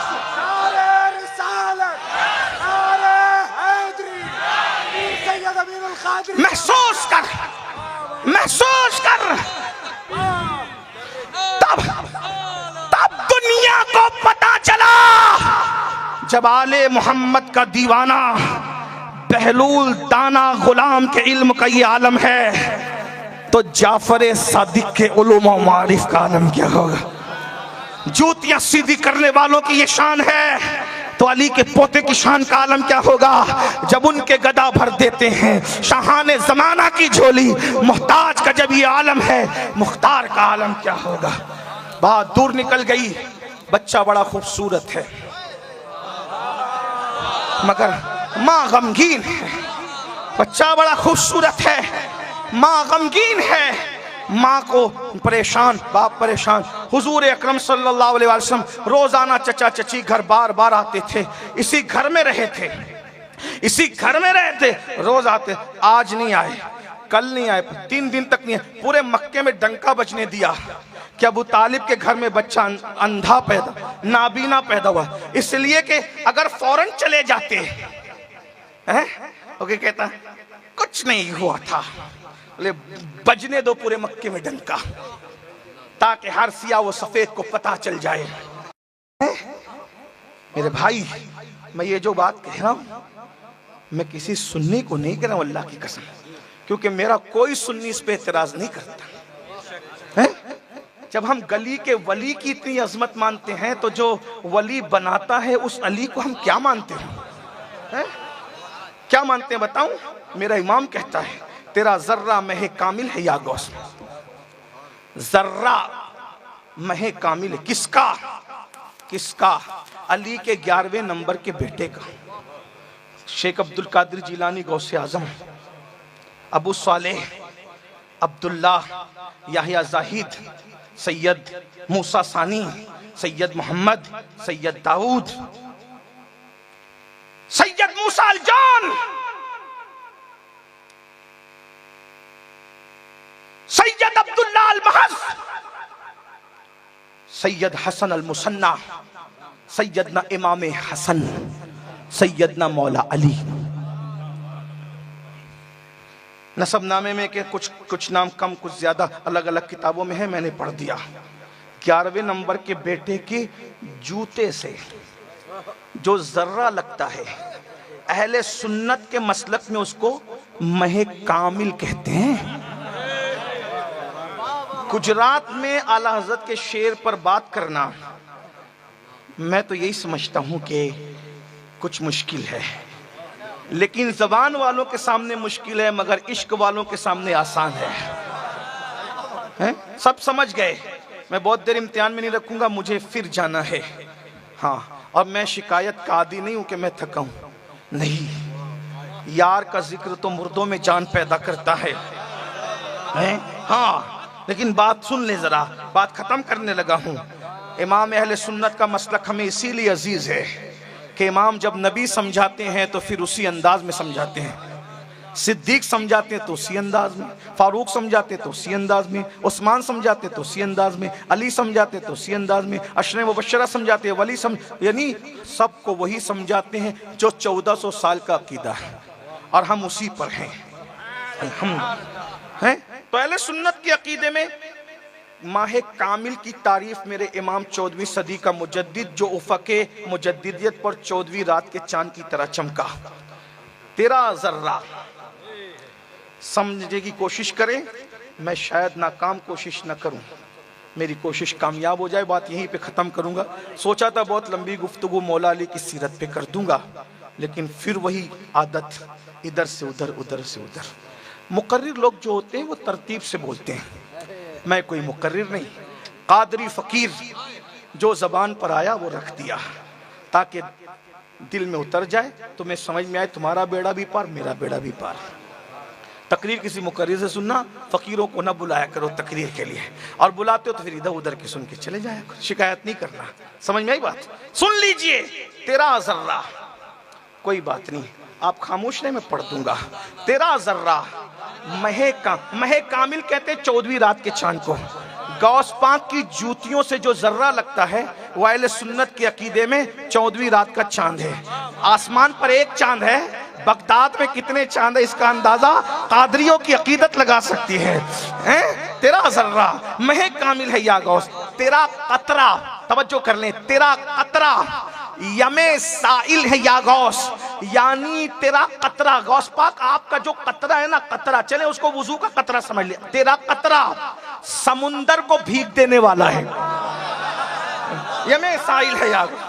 हाँ, बस बस बस बस यहीं पर बात मुकम्मल हो जाएगी। अगर मंडल वाले समझ ले, गिरदो नवाज से आने वाले समझ ले, मेरी ड्यूटी पूरी हो गई, गुलामी पूरी हो गई। मैं ये नहीं कहता नौकरी पूरी हो गई, मैं नौकर नहीं हूँ, मैं गुलाम हूँ। लोग कहते हैं मैं अली का नौकर, मैं थोड़ा इससे इख्तलाफ रखता हूँ, माफ कीजिएगा। मैं कहा मैं नौकर नहीं, मैं गुलाम हूँ। वजह, नौकरी से हटाया भी जाता है।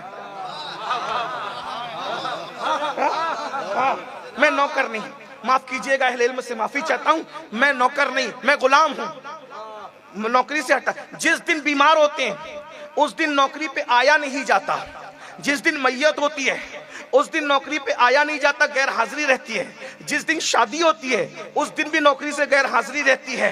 जिस दिन खुशी होती है उस दिन भी नौकरी से गैर हाजिरी होती है। जिस दिन ईद होती है उस दिन भी नौकरी से गैर हाजिर होती है। जिस दिन तूफान आता है उस दिन भी नौकरी से गैर हाजिरी होती है। इसलिए कि नौकर का घर अलग होता है और सेठ का घर अलग होता है। मैं अली का नौकर नहीं हूँ, मैं अली का गुलाम हूँ। क्यों? क्योंकि गुलाम का घर कोई होता ही नहीं, वो अपने मालिक के घर में आटो पहर पड़ा रहता है। फिर मजदूरी करने वाले को नौकरी की सैलरी मिलती है, गुलाम की कोई तनख्वाह नहीं होती। बस इतना है, तू आटो पैर मेरी खिदमत में खड़ा रहे, बीमार पड़ेगा तो दवा मैं लाऊंगा, भूख लगेगी तो खाना मैं खिलाऊंगा, ईद आएगी तो कपड़े मैं बनाऊंगा, तेरा बच्चा भी पैदा होगा ना तो उसको झूला मैं झुलाऊंगा। फिर गुलाम भी दो किस्म के होते हैं, एक वो जो खरीद के लाया जाता है और दूसरा जो मालिक के घर में पैदा होता है खाना साथ। खरीदा हुआ गुलाम भी नहीं हूं, 40 पुश्तों का पुश्तैनी गुलाम।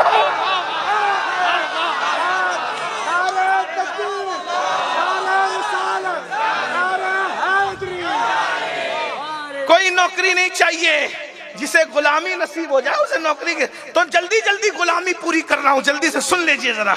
हमारे नाथ खान जो इधर उधर की सुन के पड़ोसियों से ज्यादा मुतासिर हैं। हाँ, नौकरी पूरी कर रहे हैं, नौकरी हम गुलामी का सबक दे रहे हैं। हम गुलाम हैं, अली इमाम मनस्तो, अली इमाम मनस्तो मनम गुलाम अली। हाँ, सलामी जिसके दर का हर वली है, अली है, हाँ अली है, हाँ अली है। तेरा जर्रा महे कामिल है या गौस, तेरा कतरा या में, आपका जो कतरा है ना, चले वुजू का ही समझ ले, आपके जो वुजू से कतरा टपकता है वो समुंदर को भीग देने वाला है। अगर इजाजत दे तो कादरियत खींच रही है अपनी तरफ। गौस पाक के वुजू का कतरा बयान कर दूं, इजाजत है? एक दिन गौस पाक का खादिम वुजू करा रहे गौस पाक को, और वुजू कराते हुए पूछा, मुर्शिद ये आबे हयात क्या होता है? अल्लाह करे बिदती लोगों तक ये तकरीर न पहुंचे, वरना क्लिप काट के उछलेंगे। उछलो, मेरा तो मसलक यही है। हाँ, काट लो क्लिप, कितनी काटते हो। हाँ, सुन्नी का हाजमा बड़ा मजबूत है। कोई कहता है कि कादरी ये है, तो मैंने गौस पाक ये है, छोड़ यार, इससे बड़ा है मेरा गौस। हाँ, जब जर्रा में है कामिल है तो नालैन क्या होगी? नालैन ऐसा है तो तलवे का जलवा क्या होगा? और तलवे का जलवा मेरा बरेली का कलंदर कहता है, सर भला क्या कोई जाने के है कैसा तेरा, औलिया मलते हैं आंखें वो है तलवा तेरा। है? हाँ, मुर्शिद ये आबे हयात क्या होता है? मुर्शिद मेरा मुर्शिद, फिर मेरा मुर्शिद कादरी है, शुक्र है रब्बे कदीर का, है दामन है मेरे हाथ में पीराने पीर का। मुर्शिद गौस पाक ने कहा, जब तक अपने मुरीदों को जन्नत में नहीं ले जाऊंगा मैं भी जन्नत में कदम नहीं रखूंगा। आज मौला अली का दिन है, सुन लीजिए।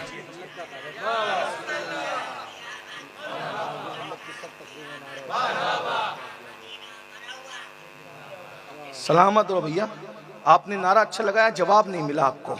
हाँ,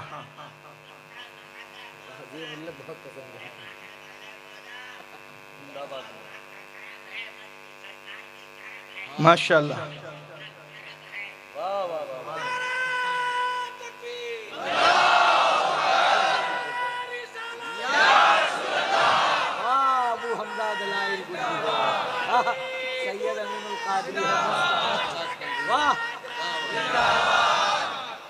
मुर्शिद यहाँ पे हयात क्या होता है? आपने गौस पाक ने देखा, चाहिए तुझे? जी हाँ, ये पील। मांडल वालों, तुम्हारी मेरी तरह होता तो मुंह बिगाड़ता।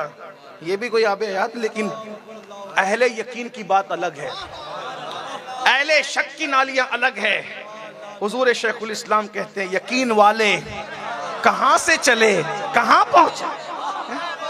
शक वाले मत बनो, यूट्यूब पे उसको सुनते हो तो शक में, उनको सुनते हो तो यकीन पे। ये कब तक शक और यकीन की बुलबुलियों में भटकते रहोगे? आओ यकीन वाले बन जाएं। हैं? मुर्शिद क्या कह रहे हैं हुजूर शेखुल इस्लाम?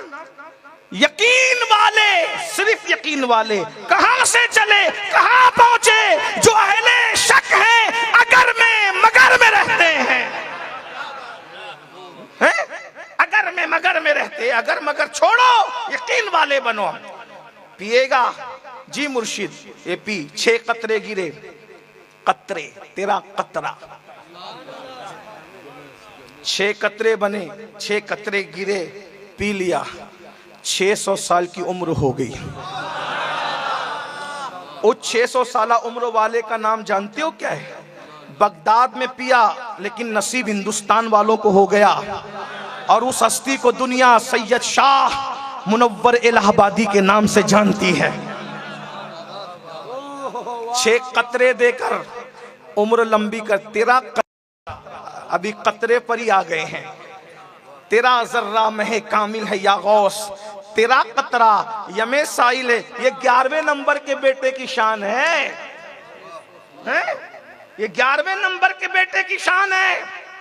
तेरा कतरा यमे, तेरा कतरा समुंदरों को भीग देने वाला है। चलिए आगे बढ़ जाते हैं। तू अपने कोई साइल हो, कोई सालिक हो, या वासिल है या गौस। सालिक कहते विलायत के रास्ते पे चलने वाले को, वासिल कहते वली बन जाने वाले को।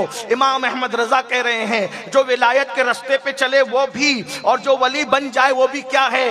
तेरा कोई सालिक हो या वासिल है या गौस, वो कुछ भी है, कुछ भी है। तेरा साइल है या गौस, कुछ भी बन जाए, कलंदर बन जाए, गौस बन जाए, कुतुब बन जाए, अब्दाल बन जाए, रिजालुल खैब बन जाए, लेकिन आपके दरवाजे पर वो हाथ फैला करके खड़ा हुआ है, वो कुछ भी है। तेरा साइल है या गौस, तू अपने वक्त का सिद्दीक अकबर, तू अपने वक्त का सिद्दीक अकबर, तू अपने वक्त का सिद्दीक अकबर, गनी जो हैदर और आदिल है या गौस, हजारों ताबई से तू फजूतर, ये तबका मुजमलन फाजिल है या गौस। ये सब कहते हुए आते हैं कि जब 11वें नंबर का बेटा ऐसा है, अब अली को समझा रहे हैं, कहते वो क्या जानेगा फजले मुर्तजा को, और वो क्या जानेगा फजले मुर्तजा को, जो तेरे फजल का जाहिल है यागा। जिसको 11वें नंबर का बेटा अब्दुल कादिर समझ में नहीं आता, उसको 11वें नंबर का बाप अली कैसे समझ में आता? जब गौसपाक बयान, जिसके 11वें नंबर के बेटे के तलवे से, जरा गौर करें, तलवे से वली आंखें मलते हैं। जब 11वें नंबर के बेटे के तलवे का ये आलम है, सर पता है, जब गौसपाक का ये आलम है, इमाम हसन पता है, जब हसन और हुसैन पता नहीं है तो अली तो उनका भी बाप है, वो पता है। लोग कहते हैं अली समझ में नहीं आता। मैं कहा बच्चू, अली समझने की चीज ही नहीं, जो समझ में आए वो अली नहीं। जब गौसपाक समझ में नहीं आते, गौसपाक का कौल है, बहजतुल असरार में कहते हैं मुझे किसी पे कयास नहीं करना, किसी को मुझ पे कयास नहीं करना, मैं किसी की तरह नहीं हूं, कोई मेरी तरह नहीं है। इन्नी आलमो माला तालमुन का राज बन करके दुनिया में आया हूं। भाइयों कहां हो तुम, किधर हो? सुन लीजिए, अल्लाह अकबर, ये शान है मेरे मौला। 3 दिन हो गए, अल्लाह के रसूल अलैहिस्सलाम 3 दिन के बाद चच्चा चच्ची के घर आए, और चच्चा चच्ची को परेशान देखा। क्या हुआ? बेटा पैदा हुआ है, बहुत खूबसूरत। कितने खूबसूरत थे बता दो? नहीं बड़ा बयान करता ज्यादा, बस इतना इतना इतना कहता हूं 2 जुमले में। जब 14वीं सदी के अली के बेटों को देखकर वक्त का मुजद्दिद कहता है तेरी नस्ल पाक में बच्चा बच्चा बच्चा बच्चा नूर का है? तू है ऐने नूर, तेरा सब घराना नूर का। और तो कीजिए, 14वीं सदी के चेहरे देख के का बच्चा बच्चा नूर का। जब 14वीं सदी में नूरानियत का ये आलम है, तो अली मुर्तजा की नूरानियत का आलम है। आप कहेंगे ये बढ़ाता जा रहा है। मैंने कहा नौकरी की मुद्दत होती आने जाने की, गुलामी की नहीं होती।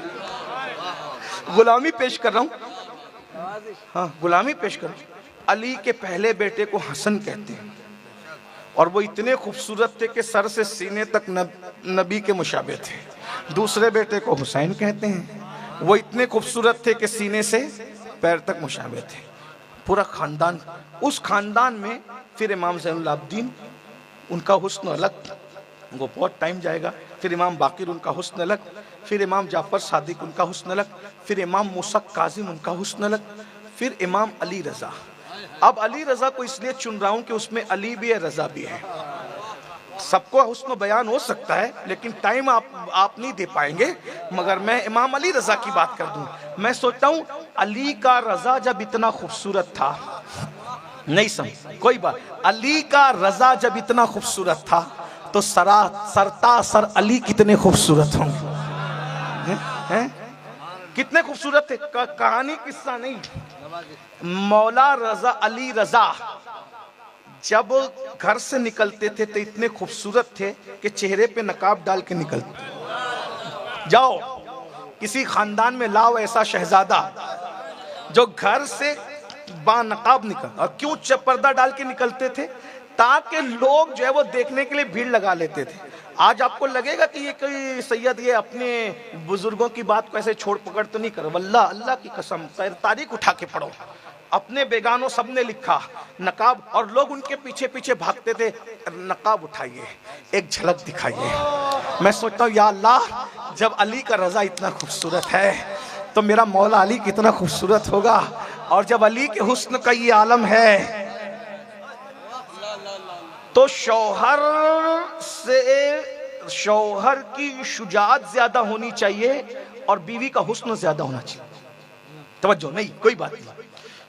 मियाँ बीवी में जब शादी होती है तो शौहर को बहादुर ज्यादा होना चाहिए और बीवी को खूबसूरत ज्यादा होना चाहिए। तो मौला अली शौहर थे, खूबसूरत तो थे ही लेकिन शुजा थे।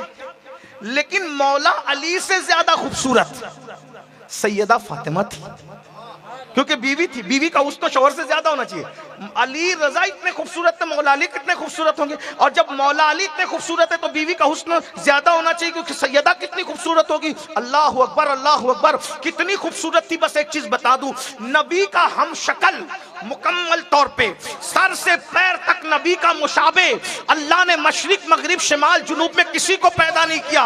इमाम हसन और इमाम हुसैन को भी सर से पैर तक मुकम्मल मुशाबे नहीं बनाया, हसन को सीने तक बनाया, मौला हुसैन को सीने से पैर तक बनाया, मुकम्मल मुशाबे नहीं बनाया। अल्लाह अकबर। लेकिन एक हस्ती ऐसी है जिसको नबी का मुकम्मल मुशाबे बनाया, और वो कौन कह रहा है? सैयदा तैयबा आयशा सिद्दीका कहती है, मैंने नबी की मुकम्मल तस्वीर अगर हुस्न में किसी को देखा है तो उनकी शहजादी सैयदा फातिमा को देखा है। हुस्न में नबी के मुशाबे थी, सदाकत में नबी के मुशाबे थी, सखावत में नबी के मुशाबे थी, चलती भी अपने बाबा की तरह थी, उठती भी अपने बाबा की तरह थी, बैठती भी अपने बाबा की तरह थी, बोलती थी तो बाबा की जबान से मोती झड़ते नजर आते थे, और चुप होती थी तो महबूब की खामोशी की अदाएं जिंदा हो जाती थी।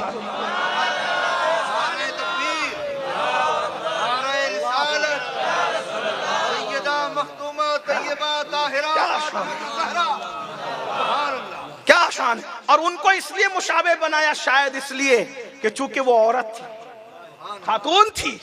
हाय हाय हाय, मेरे इमाम कहते नूर बिनते नूर ज़ौजे नूर उम्मे नूर नूर नूर मुतलक की कनीज़ अल्लाह लम्हा नूर का, जिसका आंचल न देखा मौ महर ने, उस रिदाए नज़ाहत पे लाखों सलाम। सैयदा ताहिरा सैयदा ज़ाहिरा तैयबा ताहिरा जाने अहमद की राहत पे लाखों सलाम। वो बतूले जिगर पारे मुस्तफ़ा हजलार आइफ़त पे लाखों सलाम। अल्लाह अकबर। और फिर कहते हैं अल्लाह अल्लाह, सैयदा ज़ाहिरा तैयबा ताहिरा जाने अहमद की राहत पे लाखों सलाम। पारहाए सुहुफ गुंचहाए कुदुस, पारहाए सुहुफ गुंचहाए कुदुस, अहले बैत नबुव्वत पे लाखों सलाम। बस सैयदा फातिमा इतनी खूबसूरत, जब वो इतनी खूबसूरत, उनके बाबा मोहम्मदुर रसूलुल्लाह के हुस्न जमाल का आलम क्या होगा। सबसे खूबसूरत नबी अल्लाह ने किसी को दिया, हमें अता किया, वो कमाल हुस्न हुजूर है कि गुमान नक्श जहां नहीं, यही फूल खार से दूर है, यही शम्मा है कि दुआ नहीं। करूं तेरे नाम पे जा फिदा, करूं तेरे नाम पे जा फिदा, करूं तेरे नाम पे जा फिदा, न बस एक जा दो जहां फिदा, दो जहां से भी नहीं जी भरा करूं क्या करोड़ों जहां। इमाम अली रज़ा बहुत खूबसूरत, चेहरे पे नकाब डाल के चलते थे। एक दिन जा रहे थे, हजारों का मजमा पीछे पीछे भाग रहा। एक मजूसी का 4-5 साल का बच्चा उस मजमे को भागते देखकर हैरत से, मजूसी का बच्चा पूछता है, ये मजमा क्यों भाग रहा है? इसका मतलब बचपने में भी कुछ लोग इतने होशियार होते हैं, अल्लाह ताला कहते हैं सपूत के पाँव पालने में नजर आते हैं। अल्लाह किसी को इतना शऊर देता है, ये मजमा क्यों भाग रहा है? तो लोगों ने कहा हमारे नबी का बेटा आया हुआ है, उसकी जियारत को लोग भाग रहे हैं। कहा इस नबी के बेटे के चेहरे में क्या रखा है कि पूरा जो है वो बगदाद भाग रहा है? तो कुछ दीवाने होते हैं ना, वो उसकी तरह भाई जो नारा लगा रहा था चला गया शायद। कुछ दीवाने होते हैं है ना। हाँ, आप लोगों की दीवानगी पे हमें नाज है भैया, आप लोग के सदके हम लोग बख्शे जाएंगे। बहरहाल वो मौला अली की महफिल में डीसा से आया बंदा, सुभान अल्लाह, सलामत रहे भैया, अल्लाह सलामत रखे। तवज्जो फरमाए, वो दीवाने होते हैं, दीवाने लोग दीवानगी की बात कर। और जब वो मजूसी के 4-5 साल के बच्चे ने पूछा ना, और इसके चेहरे में क्या रखा है? तुम्हारे नबी के चेहरे के, तुम्हारे नबी के बेटे के चेहरे में, सब भाग रहे हैं। उस दीवाने ने कह दिया, तू जाके देख ले क्या क्या रखा है, जा तू देख। वो भागा, और जब मौला अली रजा ने जैसी नकाब पलटा, कोई वजद ना है, कोई कपड़े फाड़ रहा है, कोई कहे कुछ है, किसी की कैफियत कुछ है। कैसी कैफियत है? बाहर सूरज से बिस्मिल बूद शब जाए कि मन बूद, सबकी कैफियत जुदा जुदा। वो मजूसी का बच्चा जब इमाम अली रजा का चेहरा देखता, कोई इतना भी खूबसूरत हो सकता है? कोई इतना, बच्चे को शऊर था ना सपूत के पाँव पालने में, इतना भी कोई खूबसूरत हो सकता है? बस जा करके पैर पकड़ लिए, इतने हुस्न से मुतासिर हुआ वो बच्चा, कहता है मेरी माँ भी तू है और मेरा बाप भी तू है, तुझे देख के सबको छोड़ दिया। वो जरा गौर तो करे ना मेरे भाइयों, मॉडल के सुन्नियों, जरा गौर तो करो। अली का रजा इतना खूबसूरत है कि मजूसी का बच्चा माँ बाप छोड़ के कहता है मेरी माँ भी तू मेरा बाप भी तू। ये अहले बैत है, एहसान नहीं रखते। जब उस बच्चे ने कहा मेरी माँ भी तू मेरा बाप भी तू, अल्लाह ने ऐलान कह दिया, जब माँ बाप तूने मान लिए तो आज से मेरा बेटा भी तू, और जा तू मेरा बेटा है। फिर पढ़ाया लिखाया बड़ा किया, और जब बड़ा हो गया तो उसी को दुनिया ने इमाम मारूफ करखी के नाम से जाना और पहचाना। जो चेहरे दिखाकर मारूफ करखी को, मजूसी के बच्चे को अपना बच्चा बना है, गौस पाक के पीरों का पीर बना दिया। बैरे मारूफ ओ सिरी मारूफ दे बे खुद सरी, जुंद हक में गिन जुनेदे बासफा के वास्ते, सिर्री सख्ती के पीर जुनेद बगदादी के पीर, अबू बकर शिबली के पीर, अब्दुल वाहिद तमीमी के पीर, हजरत सैयदना अबू सईद मखसूमी के पीर, गौसी आजम के पीर। मजूसी के बच्चे को जो पीराने पीर का पीर बना दे, वो अली रजा का हुस्न है। अली रजा इतने खूबसूरत थे भाई, अली की रजा इतनी खूबसूरत है तो मेरे मौला अली के हुस्न का आलम क्या होगा। चच्चा चच्ची कहने लगे बच्चा बड़ा खूबसूरत है, आंखें नहीं खोलता शायद अंधा है। हुजूर ने करम फरमाया, अभी ऐलान नबूवत नहीं हुआ, 30 साल की उम्र है। मेरे आका क्या लगते होंगे 30 साल के शबाब। परी पैकर निगारे सर्व कद्दे लाला रुखसारे, परी पैकर निगारे। जवानी में तो सभी खूबसूरत लगते हैं ना, खुदा के जलवों का आईना बनाकर जिसे भेजा वो कितने खूबसूरत लगते। परी पैकर निगारे, अमीर खुसरो का परी पैकर निगारे सर्व कद्दे लाला रुखसारे, सरापा आफत दिलबूद शब जाए के मनबूदम। इमाम अहले सुन्नत को भी सुन ले, कहते हैं सरताव बकदम है तने सुल्तान जमन फूल, लब फूल दहन फूल जकन फूल बदन फूल, वल्लाह जो मिल जाए मेरे गुल का पसीना, मांगे न कभी इतना फिर चाहे दुल्हन फूल। तंदानो लबो जुल्फ रुखे शाह के फिदाई है, दुर्रे अदन लाले यमन मुश्क खुतन फूल। फिर अपना भी शहदाई है उस नाखुने पाका, इतना भी महीनों पे नए चरखे कोहन फूल। क्या बात रजा उस चमनिस्ताने करम की, ज़हरा है कली जिसमें हुसैन और हसन फूल। 30 साल की उम्र के मेरे भाई को मेरे पास 3 दिन के बाद हुजूर ने अपनी गोद में लिया। आंखी बंद किए हुए बुढ़ों को समझ में नहीं आता हाथ किसका है, आंखी बंद किए हुए बुढ़ों को समझ में नहीं आता हाथ किसका है, गोद किसके सामने कौन खड़ा है? 3 दिन काली आंखी बंद करके जब नबी की गोद में आता है, नबी की गोद क्या गोद होगी, काबतुल्लाह की हज़ा। नबी मैं वही कहने जा रहा हूं मेरा भैया, यही तो नतीजा आ रहा है सामने। नबी की गोद क्या गोद होगी, काबे की हजारों रानाइयां जिसके कदमों पे कुर्बान हो, उसकी गोद का आलम क्या होगा। अरे काबा क्यों काबा है, काबा क्यों काबा है? इसी दूल्हे की वजह से तो दुल्हन की इज्जत है। जिसका दूल्हा नहीं वो दुल्हन नहीं होती। ये काबा जो हजारों साल से दुल्हन की तरह सजा सवरा खड़ा है और सारी दुनिया उसको सिर्फ देखने जा रही है। दुल्हनों को देखने आते हैं ना, तो ये काबा दुल्हन बना है। अब मेरे इमाम कह रहे हैं, कुछ लोग मुझे कहते तुझे इतना क्यों आला हज़रत सोचता है? मैंने कहा ऐसी कई इसलिए सोचता है। कोई और भी कहा तो उसके भी ला के दो तो मैं पढ़ूंगा। मैं किसी को न जलाने के लिए पढ़ता हूँ न किसी की खुशामद के लिए पढ़ता। मेरे इमाम से मेरा इश्क है? और मैं, कुछ लोग कहते उसे न बुलाओ कि वह आलात के शेर पढ़, न बुलाओ, कोई बात नहीं है। मैं इतना मसरूफ हूँ गौस पाक के करम से, अल्हम्दुलिल्लाह। लेकिन मेरी आदत है, जिस बुजुर्ग ने जो लिखा है मैं पढ़ता हूँ। मैं किसी बुजुर्ग का बागी नहीं हूँ, किसी बुजुर्ग से मेरा इख्तिलाफ। हर सुन्नी बुजुर्ग मेरा बुजुर्ग है, उनकी जूतियां मेरे सर रखो। लेकिन इमाम की बात, फिर इमाम सुन लीजिए। काबा दुल्हन कैसे में कहते हैं? काबा दुल्हन है, दुल्हन है। दुल्हन सजनी सवरी रहती है ना, और दुल्हन को लोग देखने जाते हैं ना। क्यों पागल बन रहे हैं लोग? उस हजारों का मजमा है तो क्यों? काबा दुल्हन है, तुरबते अतहर नहीं दुल्हन। ये रश्के आफताब, ये रश्के आफताब वो गैरत कमर की है। अब फिर कहते हैं काबा भी है। अब काबा क्यों काबा है वो समझा रहे इमाम अहमद रज़ा। ये खानका में पढ़ने वाला शेर है, जलसे में नहीं, लेकिन मैं आशिकों के मजमे में पढ़ रहा हूं। काबा भी है उन्हीं की तजल्ली का एक जिल। ये एक जिल समझाऊं? एक 1.5 मिनट लगेगा। आप कहेंगे ये लंबी कर रहा है, बहुत फुर्सत में आया है।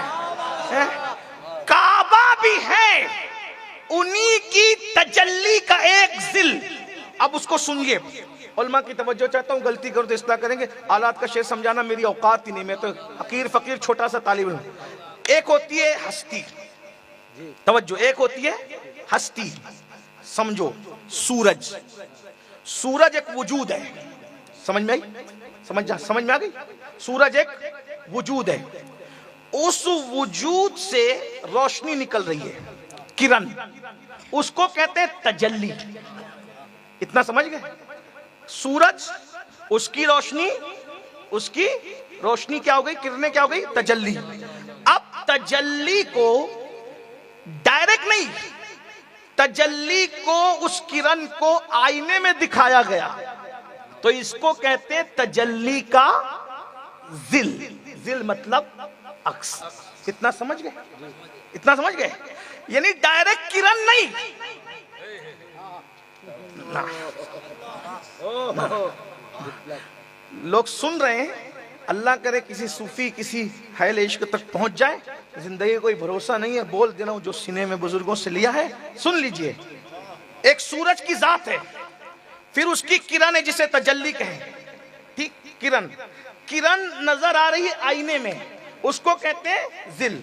लेकिन सूरज की किरणें कितनी होती है? गिना नहीं। लेकिन इतनी सारी किरणें नहीं, एक किरण को आईने में दिखाया जाए, ये होता है एक तजल्ली की जिल, तजल्ली का जिल। ये सूरज के बारे में समझ आ गई? अब हुजूर जब चौथे आसमान का ये फानी सूरज इतना पावरफुल है कि आज तक कोई साइंसदा इसकी तजल्ली को गिन नहीं सका। हुजूर आफताबे रिसालत हैं, नबूवत का सूरज है। अब उस सूरज की किरणें तजल्ली फैला रही है, तो डायरेक्ट तजल्ली नहीं, डायरेक्ट तजल्ली नहीं, डायरेक्ट तजल्ली नहीं, क्योंकि जो डायरेक्ट तजल्ली है उसे तो बयान ही नहीं किया जा सकता। तो जिसकी तजल्ली बयान नहीं हो सकती, वो तजल्ला कैसे बयान हो सकता है? ये तजल्ली और तजल्ला अब दूर रह गए। तो जो नबी की तजल्ली निकल रही है वो तजल्ली डायरेक्ट नहीं, उसका अक्स किसी आईने में दिखा तो अब उस अक्स की बात है। अरे भाई तजल्ली क्या होती है और अक्स क्या होता है? तजल्ली हकीकत है और आईने में दिखने वाला जिल जो है अल्लाह अकबर उसका साया अक्स है। तो अब कहते हैं ये काबा क्या है?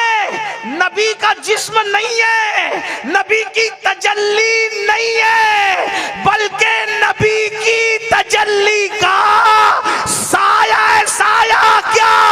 काबा भी है उन्हीं की तजल्ली का एक जिल, रोशन उन्हीं के नूर से, रोशन उन्हीं के नूर से पुतली हजर की है। काबा जो चमक रहा है नबी की तजल्ली का साया है और जो हजारे अस्वद चमक रहा है हुजूर के नूर से उसकी पुतली रोशन है। दोनों बनी सजीली अनीली बनी मगर जो पीर के पास है वो सुहागन कबर की है। होते कहाँ खलीलो बिना काबा बिना लौला कुआले साहिबी सब तेरे घर की है।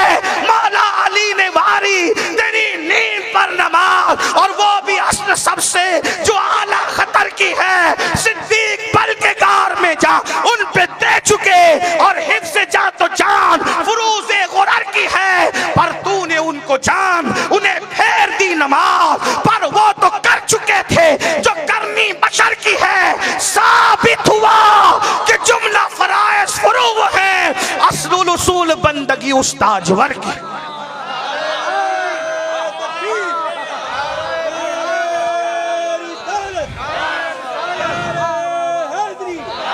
अब मुझे बताओ, जब काबा नबी की तजल्ली का जिल है तो ये काबे की गोद है और अब नबी मुकम्मल वजूद है, तजल्ली नहीं है, तजल्ली का वजूद है और उस वजूद की आगोश में मेरा मौला। अब एक जुमला कह दूं, लड़ो मत, काबे में आने पे इख्तिलाफ है, नबी की गोद में आने में तो कोई इख्तिलाफ ही नहीं है। कुजा काबा और कुजा काबे का काबा, वो तजल्ली का जिल है, वो तजल्ली का जिल है। यहाँ मुकम्मल तजल्ला है और हुजूर ने गोद में लिया है और गोद में लेने में कोई इख्तिलाफ नहीं है। अब गोद में लिया, 3 दिन की अली है, माँ को नहीं देखा, बाप को नहीं देखा, दादा दादी किसी को देखने का सवाल ही नहीं आया, लेकिन जब नबी की गोद में आए तो अली ने आंखें खोल के मुस्कुराया। अस्तगफिरुल्लाह व मा अलैना इल्लल बलाग।